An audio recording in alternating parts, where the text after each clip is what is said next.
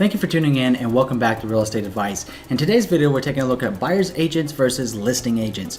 Typically, first-time homebuyers and homebuyers at large don't always understand the intricacies of agent disclosure and agency relationships of a buyer's agent and a listing agent. Today's video is going to give you the answer: what is a buyer's agent and what is a listing agent, with the added benefit of knowing what a dual agent is as well. My name is Andrew Finney. Please consider me your real estate geek. I'm always here to help. My contact information is in the show more description below and on the back side of each and every video. So let's go ahead and lead in with what is a buyer's agent. A buyer's agent is an agent that is representing your best interest and your best interest alone. So if you're a buyer and you see a home on the market, you see it on Zillow, you see it on Realtor, you see it on Trulia, you see it on one of those websites, or perhaps even the multiple listing service, you're going to want somebody that's upholding your best interest before the sellers, right?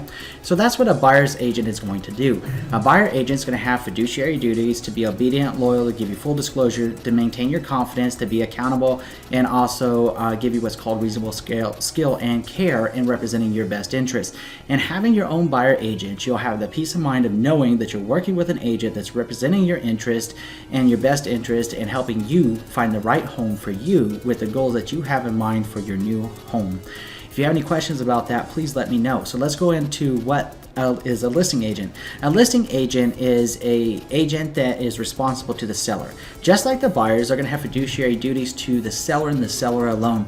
And the relationship that they have with the seller, they're going to try to get the seller the most money possible in the current market conditions and the least amount of time possible for the seller. They're not representing a buyer's best interest, nor are they representing anyone else's best interest other than the seller's best interest. And the seller always wants the highest price possible. So if you're a buyer and you want to get yourself into get into a relationship with an agent, you want your own buyer agent that's going to try to help you get the property for the least amount of money possible, and the market conditions and the realities that ensue with that. So a listing agent is going to be responsible to the seller to market that property, get that property sold, and give them full disclosure as well. If you have any questions about that one, let me know. So the added benefit of knowing today is, what is the dual agent? A dual agent is when you have a listing agent that is representing not only the seller's best interest, but also supposed to be representing the buyer's best interest. And this is where things can go wrong. And in fact, in several states across the United States, it's not allowed to have what's called dual agency. And what happens is people sometimes say, whoa, I want to work with a listing agent because they know the most about the property, yada, yada, yada. Really?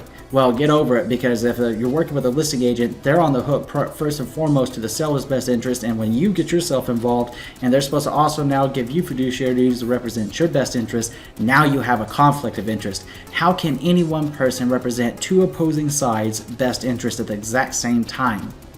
Unless you're a highly experienced real estate investor or somebody really savvy with the real estate process and agency disclosures, I don't recommend doing it unless you have complete trust and confidence in the real estate agent that you're working with. Too many things can go wrong, and it's always best just to keep it separate. The listing agent represents the seller's best interest, and the buyer's agent represents the buyer's best interest. It comes down to interest and your representation. So that's really important to know, which probably brings into the next question for you: who pays for the agent to begin with? Well, typically what happens is whenever a listing agent takes a listing, the seller is paying a total listing commission. Let's call that listing commission number, and this is just a fictitious example, by the way, but let's say that number is 6%.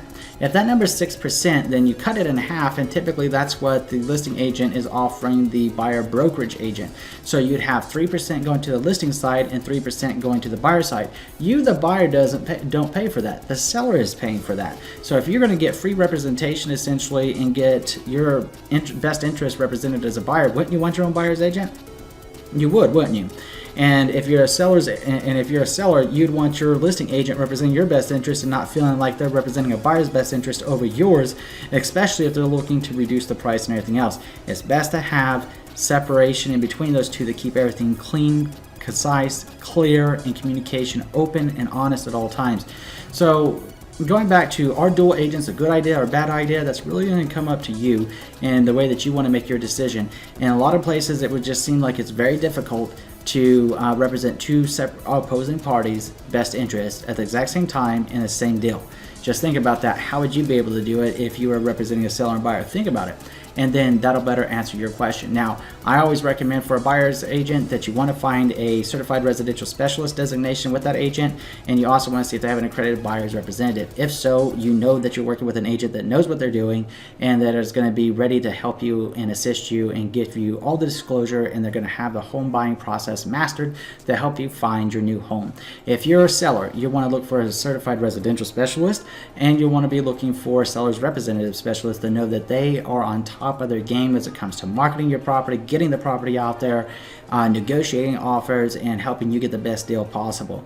So that's been today's video about real estate advice. If you have any questions about this, I'm going to put my contact information up so that you can go ahead and reach out to me. Even if you just want to say hi, feel free to reach out to me. I always enjoy hearing from you.